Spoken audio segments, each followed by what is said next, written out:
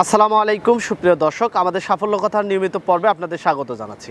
দর্শক বন্ধুরা, এই মুহূর্তে আমি অবস্থান করছি বগুড়া জেলার শাহজাহানপুর উপজেলার বীরগ্রাম বাজারের পাশে আলহাজ মোহাম্মদ রফিকুল ইসলাম আঙ্কেলের জেসমিন পোল্ট্রি ফার্মে। দর্শক, এই খামারটি তিনি 1999 সালের দিকে শুরু করেন এবং 500 মুরগি থেকে শুরু করে এখন তার এখানে প্রায় 25,000 মতো মুরগি পালন হচ্ছে। আমার পিছনে যে শেডটি দেখতে পাচ্ছেন, এখানে 5,000 মুরগি রয়েছে।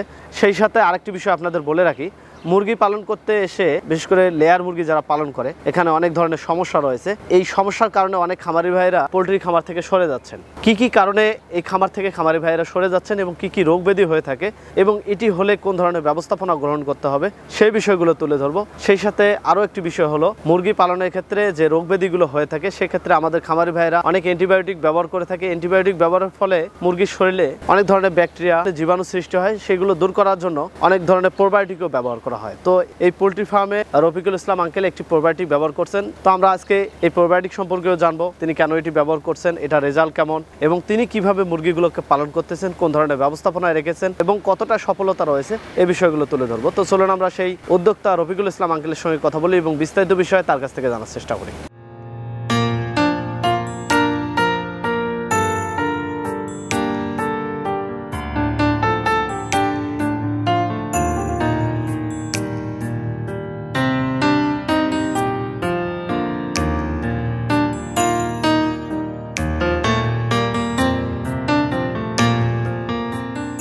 আঙ্কেল, আসসালামু আলাইকুম।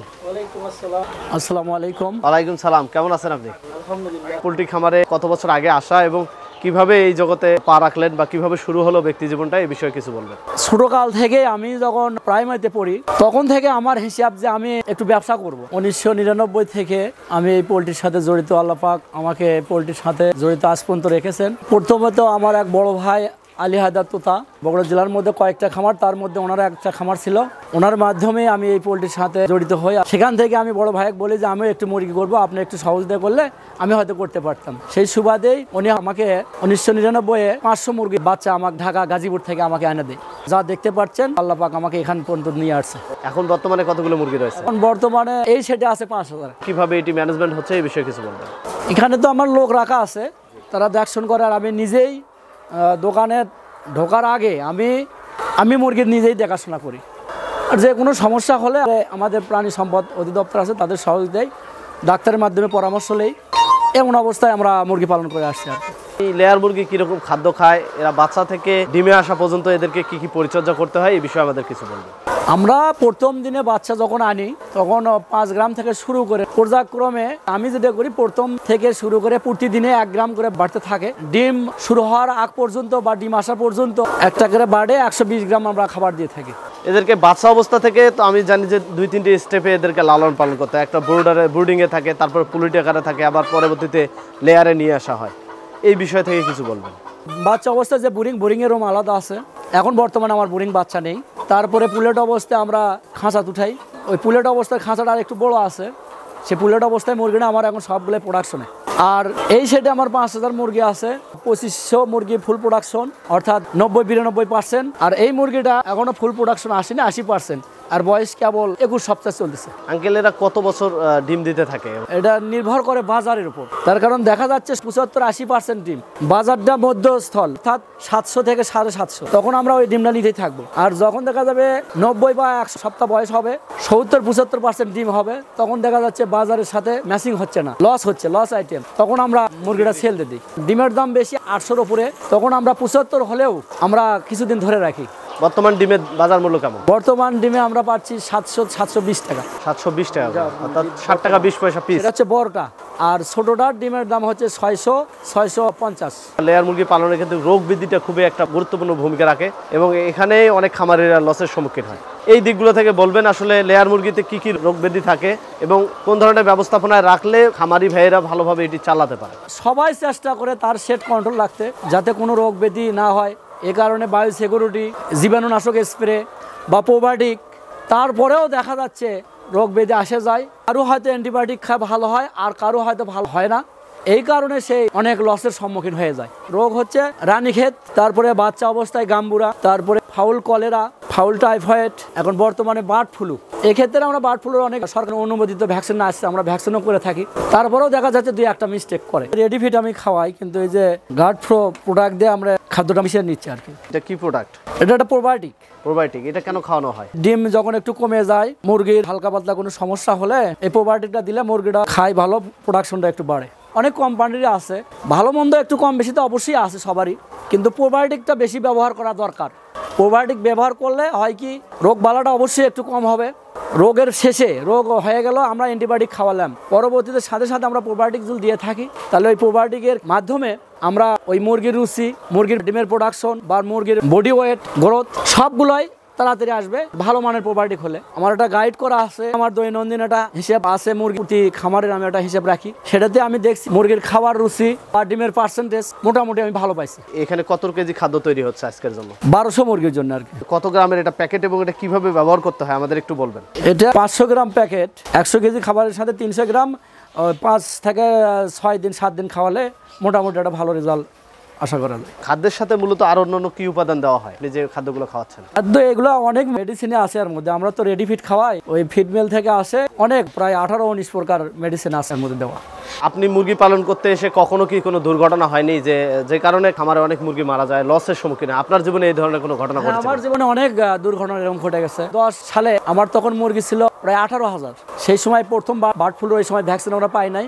এই সময় আমার অনেক ক্ষতি, প্রায় 28 থেকে 30 লক্ষ টাকা 3 মাসের মধ্যে আমার মুরগির ক্ষতি হয়ে গেছে। তারপরে থেকে আমরা ভ্যাকসিন পাই, ভ্যাকসিন পাওয়ার পরে আমি বাজারে লস খাইছি, রানীক্ষেত হালকা হয়েছে, অ্যান্টিবায়োটিক ভ্যাকসিনের মাধ্যমে আল্লাহ পাক সেগুলো করছে। আমার অন্য এক সেটে প্যারেন্ট ছিল, ছোট একটা সেটে 3000 মুরগির প্যারেন্ট ছিল, 1 বছর পালনের পরে 8.5 লক্ষ টাকার মতো আমার লস। আমরা অন্যান্য মুরগি পালনের জন্য দেখে থাকি যে 1 স্কোয়ার ফিট বা 1.5 স্কোয়ার ফিট জায়গা দিতে হয়, কিন্তু এটি খাঁচায় করে লেয়ার মুরগিগুলো পালন করতে হয়। সেক্ষেত্রে আমি দেখছি একটা করে খাঁচা আপনার আনুমানিক হয়তো 1.5 স্কোয়ার ফিট বা 2 স্কোয়ার ফিট হবে, সেখানে 3টা মুরগি রাখা আছে। এই বিষয়ে আপনি কিছু বলবেন? খাঁচাতে যখন আমরা মুরগি পালি তখন জায়গাটা অল্পই লাগে, কিন্তু এই যে রাস্তা, 2 সাইডের রাস্তা দেখতেছেন, মাঝখান দিয়ে রাস্তা, এটা আমরা পিরামিড খাঁচা বলি। এই রাস্তা আর ওই মুরগির যে জায়গাটুকু নিয়ে আসে এরা, 1 স্কোয়ার ফিটের মধ্যে একটা মুরগি আছে। আর ওই যেটা প্যারেন্টস আমরা বলি, সোনালী প্যারেন্টস বা এর যে মায়েরা আছে, এটাতে 13 থেকে 2 পর্যন্ত স্কোয়ার ফিট একটা মুরগির জন্য জায়গা লাগে। এই খাঁচাগুলোতে তো একটা কস্টিং পড়ে যায় মোটা অঙ্কের, কিরকম একটা করে খাঁচাতে খরচ হয়ে যায়? 1000 মুরগির ক্যাপাসিটিতে 1,35,000 টাকা খরচা হয় আর কি। 1000 মুরগি পালন করতে গেলে কত টাকা আনুমানিক খরচ হয়ে যাবে? 1000 মুরগি পালন করতে গেলে এই মুরগি 500 থেকে 520-30 টাকা পর্যন্ত খরচা পড়ে যায়, ডিম আসার আগ দিন পর্যন্ত। তারপরে আবারও তো খরচ আছে, আরো অন্যান্য সেট আছে, খরচা আছে, ইলেকট্রিশিয়ান আছে, আরো জেনারেটর, বিভিন্ন অনেক কিছু লাগে। তাতে পার পিসে 1000 মুরগি করতে 1000-এর উপর খরচা আসে একটা মুরগির উপর। লেয়ার মুরগি পালন করে কি একজন খামারি তার আর্থসামাজিক অবস্থা উন্নয়ন করতে পারবে কিনা, এই বিষয়ে কিছু? সেটা তার পুরোটাই নির্ভর করে ভাগ্যের উপর। আল্লাহ পাক যদি মুরগি সুস্থ রাখে আর বাজারটা যদি ভালো থাকে, অবশ্যই একজন 1000 মুরগি করেও একটা ছোট সংসার ভালোভাবে চলা সম্ভব। খামার করে আপনার ব্যক্তি জীবনে সফলতার দিকগুলো একটু বলবেন আমাদের? যে পরিবারের আমি সন্তান, পরিবারটা তেমন বড় না, সেক্ষেত্রে এখন বর্তমানে ব্যবসার মাধ্যমে মাদ্রাসা, মসজিদ, একটা মাদ্রাসা আছে এখানে, একটা দাখিল মাদ্রাসা এখনো এমপিভুক্ত হয় নাই। এখানে প্রায় 400-র মতো ছাত্রছাত্রী আছে। ওই বেতনটাও পাড়ার প্রতিবেশী কিছু সহযোগিতা করে, আর মোটামুটি আল্লাহ পাক আমাকে ব্যবসার মাধ্যমে আল্লাহ সহযোগিতা করাচ্ছে।